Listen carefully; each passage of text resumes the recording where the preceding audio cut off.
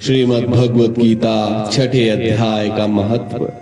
श्री भगवान कहते हैं, हे सुमुखी, अब मैं छठे अध्याय का महत्व बतलाता हूँ, जिसे सुनने वाले मनुष्यों के लिए मुक्ति करत लगत हो जाती है। गोदावरी नदी के तट पर प्रतिष्ठानपुर नामक एक विशाल नगर है, जहाँ मैं पिपलेश के नाम से विख्यात होकर रहता हूँ। उस नगर में जानश्रुति नामक एक राजा रहते थे, जो भूमंडल की प्रजा को अत्यंत प्रिय थे। उनका प्रताप मार्तंड मंडल के प्रचंड तेज के समान जान पड़ता था। प्रतिदिन होने वाले उनके यज्ञ के धुएं से नंदन मन के कल्प वृक्ष इस प्रकार काले पड़ गए थे, मानो राजा की असाधारण दानशीलता देखकर वे लज्जित हो। उनके यज्ञ में प्राप्त पुरोडाश के रसास्वाद में सदा आसक्त होने के कारण देवता लोग कभी प्रतिष्ठानपुर को छोड़कर बाहर नहीं जाते थे। उनके दान के समय छोड़े हुए जल की धारा प्रताप रूपी तेज और यज्ञ के धुओं से पुष्ट होकर मेघ ठीक समय पर वर्षा करते थे। उस राजा के शासनकाल में इतियों यानी खेती में होने वाले 6 प्रकार के उपद्रवों के लिए कहीं थोड़ा भी स्थान नहीं मिलता था और अच्छी नीतियों का सर्वत्र प्रसार होता था। वे बावली कुएं और पिखरे खुदवाने के बहाने मानो प्रतिदिन पृथ्वी के भीतर की निधियों का अवलोकन करते थे। एक समय राजा के दान, तप, यज्ञ और प्रजापालन से संतुष्ट होकर स्वर्ग के देवता उन्हें वर देने के लिए आए। वे कमलनाल के समान उज्जवल हंसों का रूप धारण कर अपनी पांखें हिलाते हुए आकाश मार्ग से चलने लगे।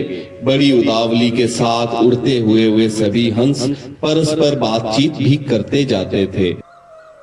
ये मार्ग बड़ा दुर्गम है, इसमें हम सबको साथ मिलकर चलना चाहिए। क्या तुम्हें दिखाई नहीं देता? ये सामने ही पुण्य मूर्ति महाराज जानश्रुति का तेज पुंज अत्यंत स्पष्ट रूप से प्रकाशमान हो रहा है।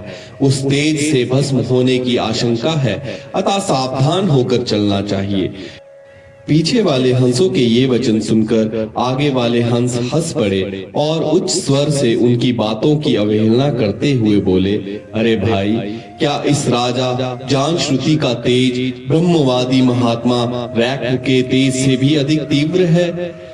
सारथी के ये वचन सुनकर परम आनंद में निमग्न महात्मा रैक ने कुछ सोचकर उससे कहा, यद्यपि हम पूर्ण काम हैं, हमें किसी वस्तु की आवश्यकता नहीं है, तथापि कोई भी हमारी मनोवृत्ति के अनुसार परिचर्या कर सकता है।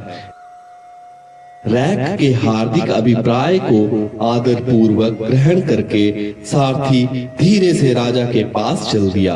वहां पहुंचकर राजा को प्रणाम करके उसने हाथ जोड़ सारा समाचार निवेदन किया। उस समय स्वामी के दर्शन से उसके मन में बड़ी प्रसन्नता थी। सारथी के वचन सुनकर राजा के नेत्र आश्चर्य से चकित हो उठे। उनके हृदय में रैक का सत्कार करने की श्रद्धा जागृत हुई। उन्होंने 2 खचरियों से जुटी हुई एक गाड़ी लेकर यात्रा की, साथ ही मोती के हार, अच्छे अच्छे वस्त्र और एक सहस्त्र गौएं भी ले ली।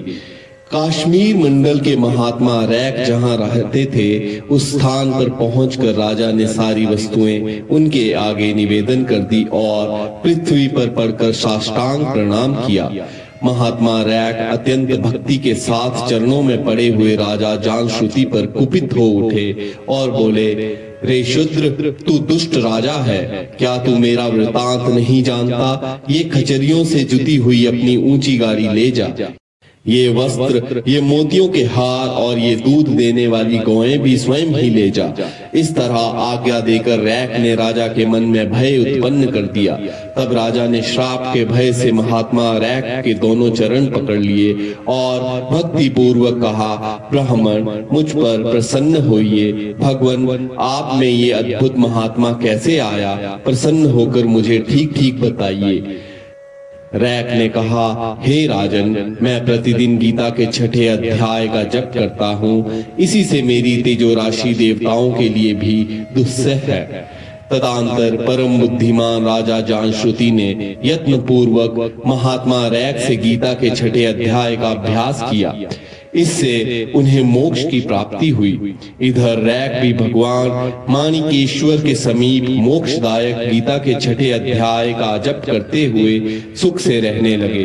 हंस का रूप धारण करके वरदान देने के लिए आए हुए देवता भी विस्मित होकर स्वेच्छानुसार चले गए। जो मनुष्य सदा एक ही अध्याय का जप करता है वे भी भगवान विष्णु के ही स्वरूप को प्राप्त होता है, इसमें तनिक भी संदेह नहीं है। इति श्रीमद् भगवद गीता के छठे अध्याय का महत्व समाप्त।